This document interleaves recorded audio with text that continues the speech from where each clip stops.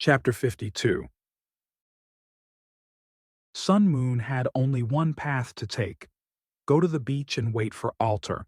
If Alter did not return, Sun Moon would enter the cavern world of the dragons one more time and attempt her assassination of the queen and king without Alter. While traveling to the beach, Sun Moon heard the now familiar voice of the Killin.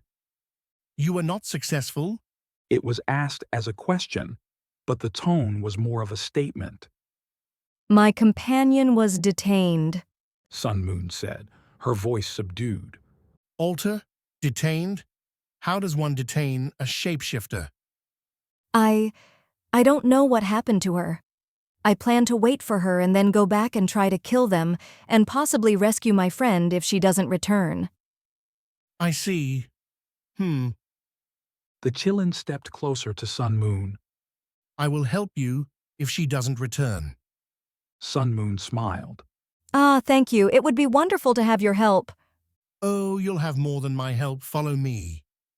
The Chillin turned and walked in the direction of the door. Sun Moon, lost for words, followed the Chillin. Her plan to wait for Alter was rewritten in an instant. As they got to the door, they both entered and the Chillin strode confidently in the wrong direction. They would be over there, Sun Moon said, pointing in nearly the opposite direction. The Chillin stopped. Do you want my help or not? Sun Moon followed obediently without a word. She knew of the powers of Chillin. They were creatures that healed entire worlds. Their powers were legendary. They knew how to separate the good from the bad by looking at the core of the creature. If the Chillin thought they knew of a good plan to kill the queen and king, Sun Moon would listen and likely follow it. After a short walk, the Chillin came to a rock outcropping and mumbled some kind of holy language, and a doorway presented itself like an act of magic. The Chillin entered without the faintest hesitation. Sun Moon followed with an air of dread. Where are we going? Sun Moon asked, just as the door behind her closed. The lighting was non-existent. Can you see well enough to follow me? Not yet, at least. Maybe when my eyes adjust, but tell me, where are we going? The Chillin turned around in the narrow passage. We are going to the home of the mapinguari. They are capable of helping you and are actually related to werewolves. How so? Their distant relatives were werewolves who mated with large apes, and their offspring were the mapinguari. They live underground, now that the dragons took their home from them. They will be motivated to help you in your quest to kill the dragons. I can assure you of that. I will introduce you to their leader, whose name is Untold 328. You mean his name is literally Untold 328? Yes, The Chillin replied. how are your eyes now? I can follow you. I should warn you, have you ever seen a mapinguari? No. They are not pleasant to most eyes, and they don't take kindly to outsiders who are shocked by their appearance. Keep it in mind when I introduce you. Of course, but look at me. I might be the one to shock them. She chuckled to herself, and in the dim light, she thought the Chillin might have smiled too. They walked another few minutes through the mostly dark passageway until they came to a fork, both ending in closed, massive-looking doors. Again, the Chillin mumbled some form of language that Sun Moon had never heard before, and the door on the right side opened, and they walked through it. The new room opened into a spiral staircase cut from stone, which went downward as far as the light and their eyes could see. It's a short descent. Don't worry, we won't be going all the way down, The Chillin said, anticipating Sun Moon's concern. They live down here? They do now. They began to walk down the stairs, while the Chillin gave a condensed history lesson. During the last era of air dragons, the mapinguari had no choice but to hide underground.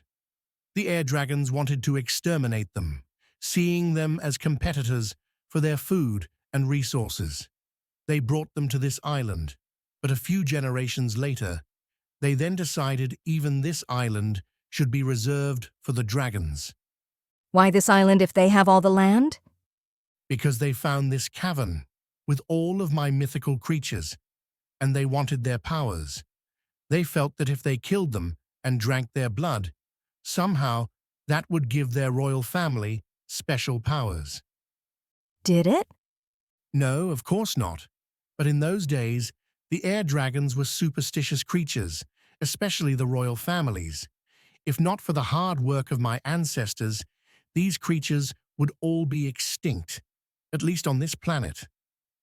Once the cavern world was discovered, The Qilin continued.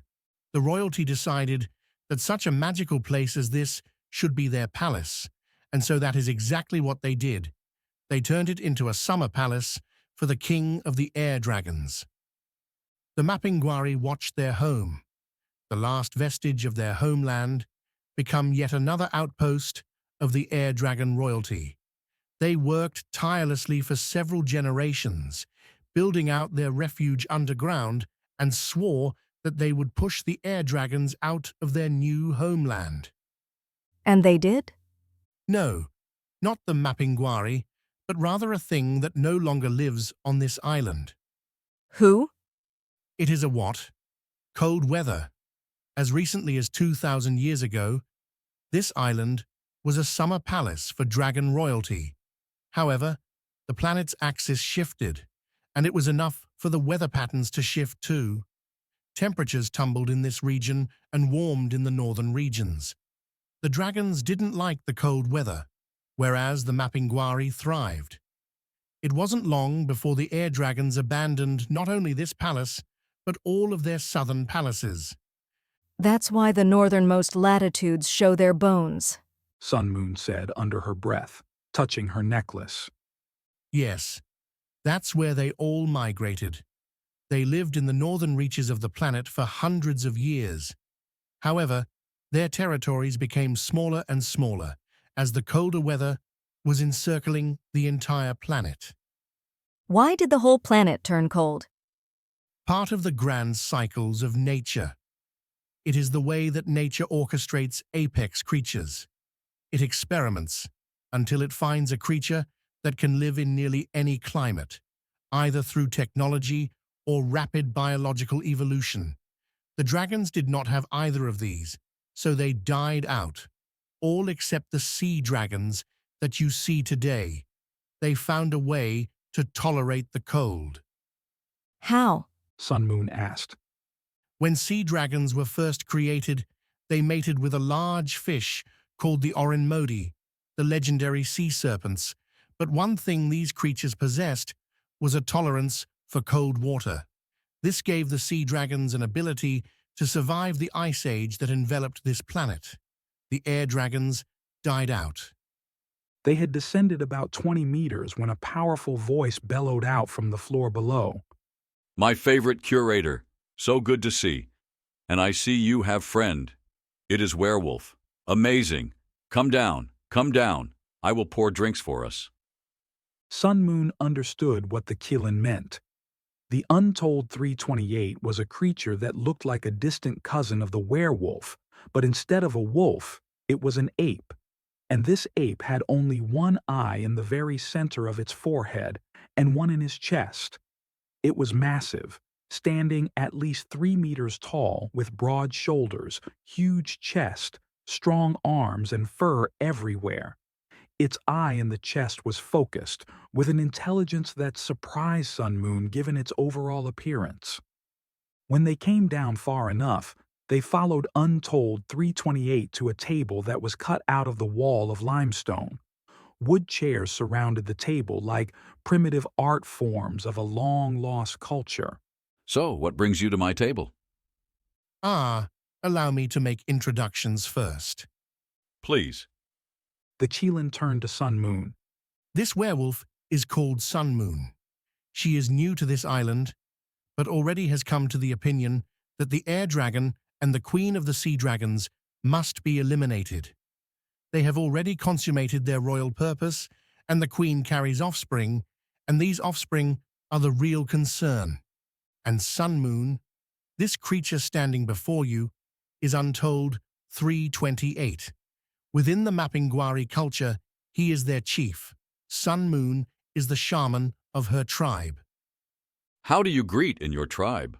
Untold 328 asked. We bump our right shoulders together. Sun Moon replied. Untold 328 strode up to Sun Moon and leaned down so touched shoulders. It is fun, and please just call me Untold. The 328 is a formality given to me by my lineage. We don't have reason to be formal. Your goal is our goal, so we are friends. There was a story just a few days ago of a werewolf found here. His name was Hunter. Do you know him? Yes, he is one of our warriors. Unfortunately, one of my guards saw him carried away by the black beast. He probably drowned. Sorry. Sun Moon looked around the austerely appointed room. It was good-sized, carved out of limestone, with tables and chairs, and what could only be described as a flat space to sleep that was slightly hollowed into the floor. The Qilin laid down, its front legs jutting forward. Sun Moon is not without resources.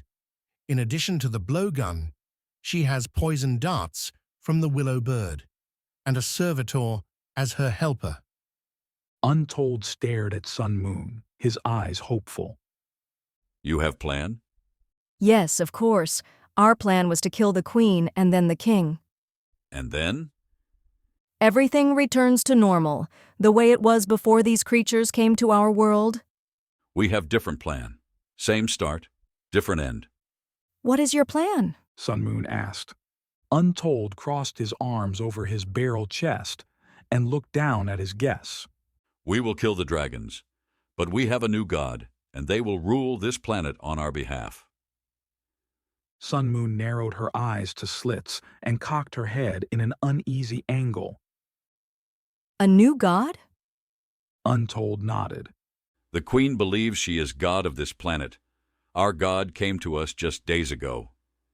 Untold pointed to the floor. He is down below. We hide him well. He has unique powers. We want him to kill dragons so he can be god of all. Sun Moon looked at the Qilin. An uneasy sense of desperation was welling up in her. It sounded like the same thing was happening again, just different puppet masters. This new god. Can we meet them? I will ask. Untold said. Do you want to meet now? Yes. Sun Moon nodded, and she continued nodding unconsciously for several seconds after she answered. Untold went to the staircase, looked downward, and yelled as loud as one could imagine a creature could yell. My lord, we have guests. Would you come to meet? Seconds later, a moth-like creature flew up the staircase, using the center void, and settled next to Untold. The creature was at least as tall as Untold, but had wings that it wrapped around its body like clothing. Its wings were not leatherish nor silkish, but somewhere in between. They were golden brown. His head looked human, no fur, flat face, oval eyes, bluish skin, but there were other colors, oranges, yellows, greens, and white, pulsing beneath the blue surface of his skin. His body was muscular, and around the heart area there was a pulsing light of golds and greens. It was the strangest creature Sun Moon had ever seen, and if there was a god on this planet, she would not bet against this creature as a candidate